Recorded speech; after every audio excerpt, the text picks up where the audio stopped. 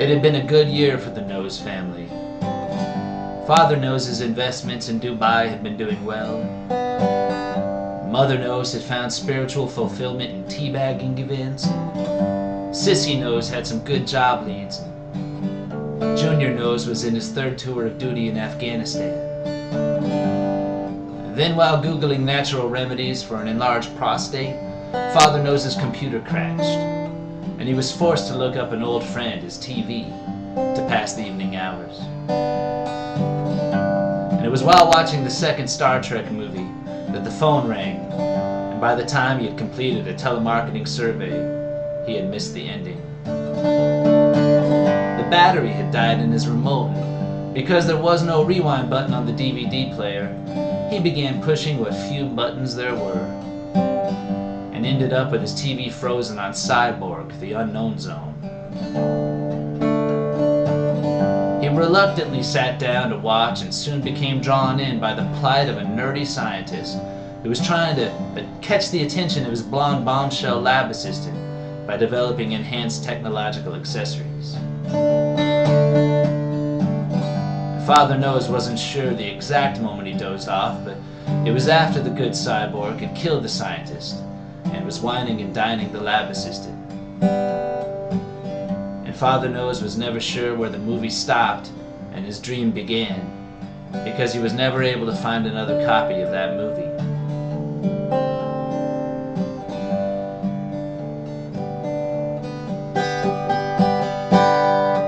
Outside a restaurant was a tree-lined suburban street, followed by many more similar streets, passing in a blur through a car window. The passenger in the car was still a child. The licensed family were mall gypsies, and Junior License lived in that backseat of his family Ford Fairlane as they traveled from sale to sale, liquidations to going out of business closeouts, down the endless highways that was America. Junior spent his time fighting wars between his dinosaurs and his sister's Cabbage Patch dolls until the family purchased a caravan and became wired.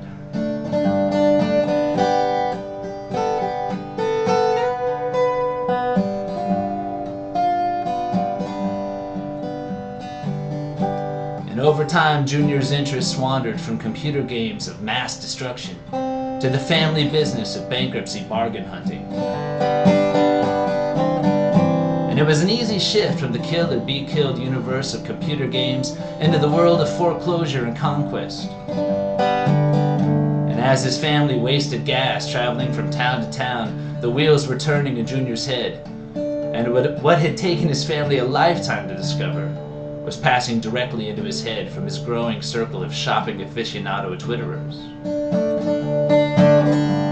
Round-the-clock chatter about super sales was being imputed into Junior's head, and patterns were emerging.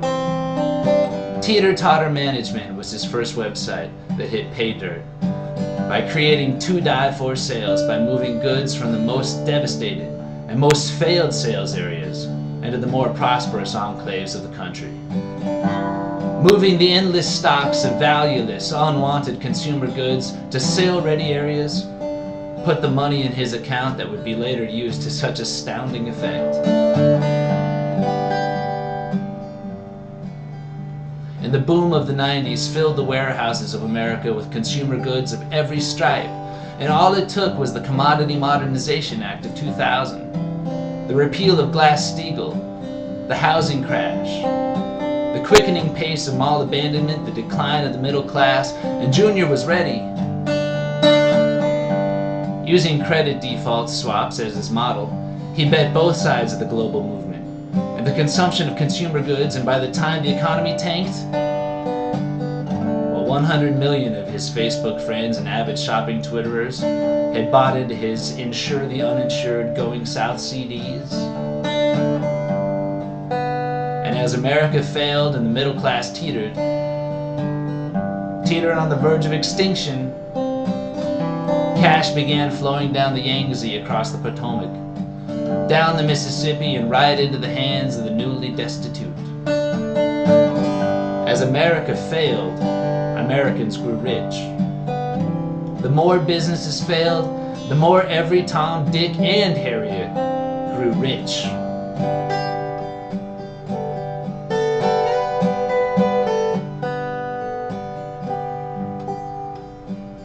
Father Nose awoke with a start.